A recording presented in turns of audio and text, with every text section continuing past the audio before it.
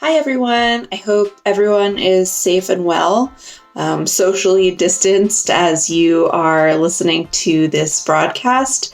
I would like to thank Alan Botens and Dragon Dreaming USA for asking Norwalk Mutual Aid to be a part of this event. I'm really excited to be here and to speak about a little of the efforts that have been going on in Norwalk since the middle of March.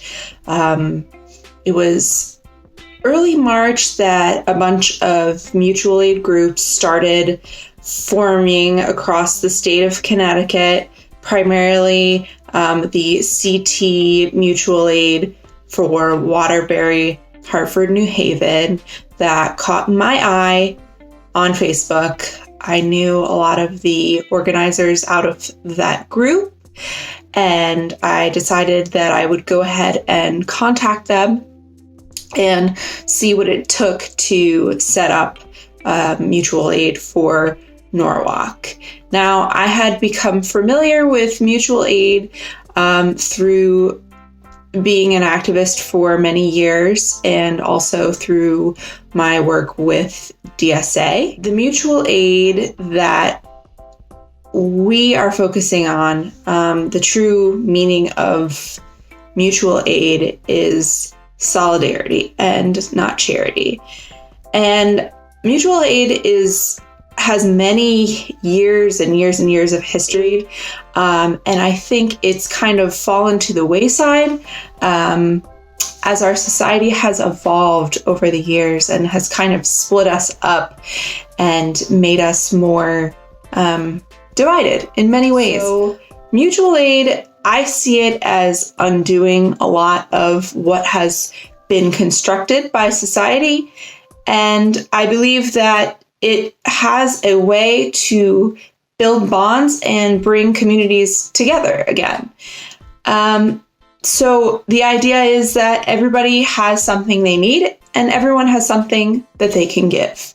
So even if you're in a bad spot financially right now, you might have other skills or labor or emotional companionship that you can offer to someone else that's struggling right now through the COVID pandemic.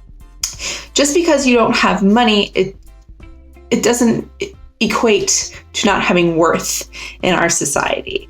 So that is something that I really thought could be brought to Norwalk, because since I've lived here, it's been 2 years now, I've noticed there's a particular sense of divisiveness in the political class and also in the divide between people of color and white folks, white middle class folks in this city.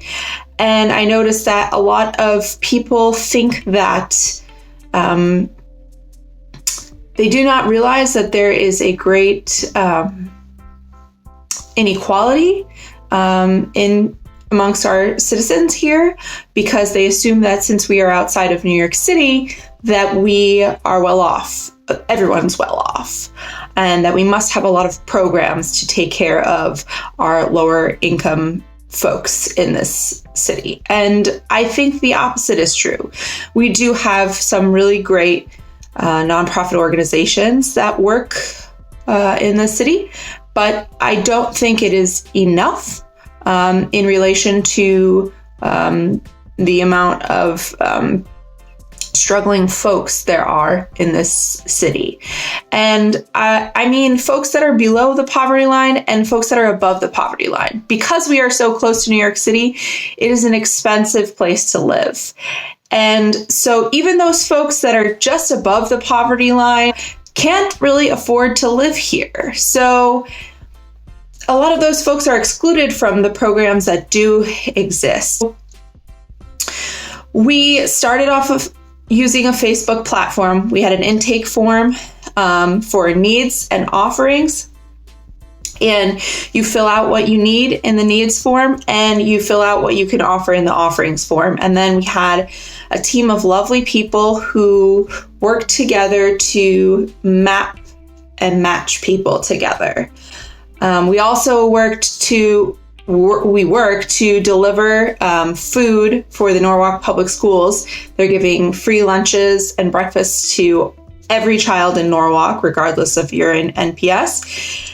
And we help to supplement that process by delivering to folks that are homebound, or because they do not have a car, because they're disabled, because they are working. So we're really working to fill in the gaps, and we're also working to build community. Every week we have a community call.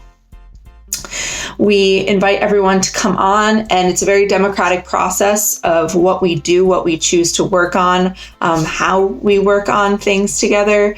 So I think a lot of people have been given hope by this process of mutual aid, this group. We've actually grown so much. We have over 600 people on our Facebook currently. So that's really great. But the issue is we are getting more and more requests by the day. And I think the reason for this is because people are living paycheck to paycheck.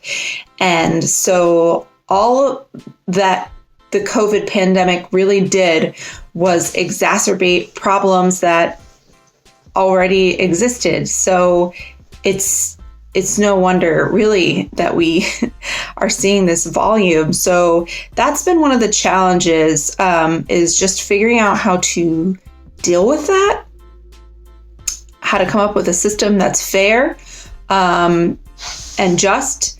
And so we actually had to cut off our intake last week and quickly find a way where we could have a food collection and distribution center. So thankfully, Northeast Community Church paired with us to provide us a sort of storage space where we can collect food now, donations, and distribute the food. So bag it and come up with routes. The only way we can really keep up with the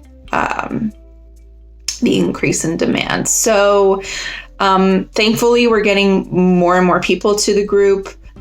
We just had to change our model of individual person helping person. So now we're going to have person help multiple person, and that's okay, because we just want everyone together as a community to thrive. So whatever we have to do to help each other out of this and through this, we will do, because we know that we are a stronger community when everybody's thriving, when everybody's doing well. So that's our goal.